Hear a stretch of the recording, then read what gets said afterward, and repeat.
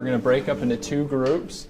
Each group is going to look at a specific scripture. We're going to work in partners, and each of you are going to read a verse. Let's get one person from each group, and we're going to have you come up to the board and write 3 words that kind of describe what you talked about. So I want you guys to pull this out and look at it.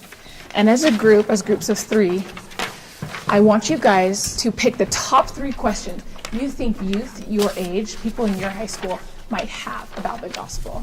And so as we go and read these out loud, I just want you to take your pen and you can circle or underline or mark whatever you want. But when you notice something that he compares it to, the scriptures are like, just circle it, and we're going to talk about that afterwards. I'm going to pass it around. You can each grab a scripture and figure out what part of the plan of salvation that scripture is teaching us.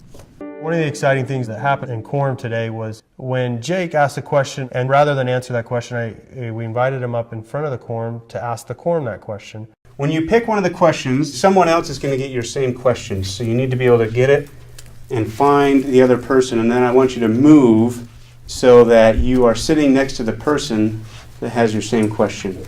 We have this wonderful activity, and I want you to try as best as you can without looking at the talk to fill in the blanks with what you can remember. If you don't get them right, that's totally okay. This is just what you remember from what we read. Is to take this week and follow the plan that you've written down. What I'd like to do is just take some of these virtues that we've outlined in the scriptures here and just break off into 2s.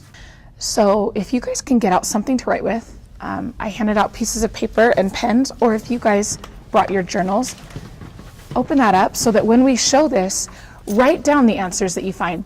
And if you guys think of something else you want to discuss other than these 2 questions, write those down too, and we'll talk about it after.